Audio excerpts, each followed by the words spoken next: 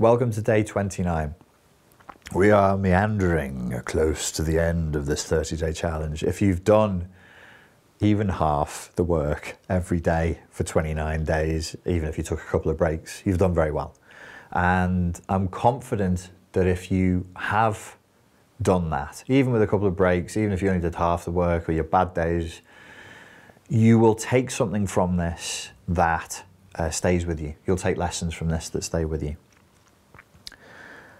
When I was younger, the first philosophical interactions that I had, I didn't mean to. They came through, what I was very interested in was the I Ching, or that's not in Cantonese it's pronounced Yi King, which is the Chinese book of oracles. It's works on similar principles to the tarot, which is rooted in Kabbalah. The wisdom of that whole lineage of philosophy was opened up to me because I was reading from a big book, and I was just reading people's oracles. I would toss the coins for them and I'd read the oracles. But in this particular book, it actually had a whole other book, not just the oracles, describing the philosophy behind it, which was Taoism and Confucianism blended into, well, in certain periods in ancient China, it was a whole ideology that was political, spiritual, and economic that molded together and held very well for long periods of time.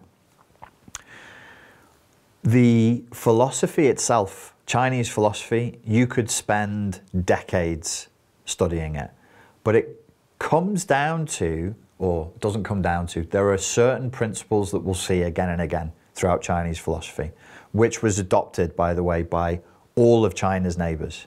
When you look at Japanese philosophy, Korean philosophy, Vietnam, Cambodia, nobody in that area is unaffected by Chinese philosophy. Even the Japanese tea ceremony, Japanese Buddhism and the Zen tradition, and even karate itself, that martial art, is all Chinese in origin. It's all Chinese root. So why am I telling you that? Because this shows to me that it was a very powerful ideological export because it was nutritious. There was something there. It wasn't a load of bollocks. There was something there that really worked, that was profound. This is before the various wars that you could name that, you know, showed elements of racism and nationalism between all of those countries. Before all of that, there was this thing that was very, very cogent, very, very cohesive, that every nation had respect for at its core. And at its core, we can see this image of the yin-yang symbol. I spoke to a dude a couple of years ago he's a doctor, he's a PhD in Chinese philosophy. And I had read something that Bruce Lee had said, because when you look at the symbol for Jeet Kune Do, Bruce Lee drew the yin-yang symbol with arrows around it. And I asked this professor of Chinese philosophy, is it true that the yin-yang symbol should be thought of as moving? And he said, yes. We should never think of the yin-yang symbol as locked. We see it still. But he said, when you think about it, you should think of it as a GIF. It's moving all the time, because when it stops, you're dead. So the symbol is a symbol of balance, a symbol of integration. Yin is not superior to yang, yang is not superior to yin, and this philosophy even goes into the medicine. In Chinese medicine, your organs can have too much yin or too much yang. Your energy system can be too much yin, too much yang. It must be balanced. Nothing is superior to the other. Everything must be in balance and everything must move.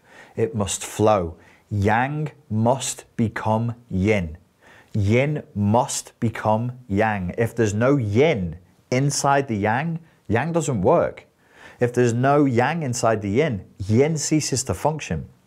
It's moving all the time. That's why the symbol has a dot of black inside the white and a dot of white inside the black. But when you see it, try and remember to draw arrows on it. It's rolling, it's moving, it's flowing the whole time. That's what makes it alive. It's there to represent life force itself. And if we're skillful at balancing these forces, then we have success. If you look to the Kabbalah and the manifestation of Kabbalah in the Tarot, we have the symbol of this is best represented by the card from the major arcana called Temperance. Temperance is the balancing of energies, and it's knowing how to find the middle path. It's knowing how to find equilibrium. We have mentioned order in this course regularly because it's my sense that many people need to come from the unconscious, from chaos into order, to sort of wake up from the chaos-inducing propaganda and brainwashing and marketing that's forced upon them. And then once you've gotten to this place, you should seek to be a good Taoist. You should seek to find balance in your life, the perfect, precise balance. You will fail, but aim for it, between yin and between yang. We must be soft and yielding.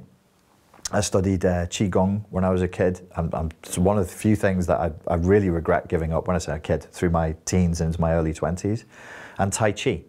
Particularly Tai Chi as applied to combat, which always makes people laugh because they're like, how are you supposed to get into a fight and do that? How's all this? What? That's a bit slow, isn't it? You're not actually supposed to fight like that. You're supposed to be learning how to move. You're actually controlling the energy in your body with breath and with consciousness. So you're trying to deliver as much consciousness as you can through. It's hard.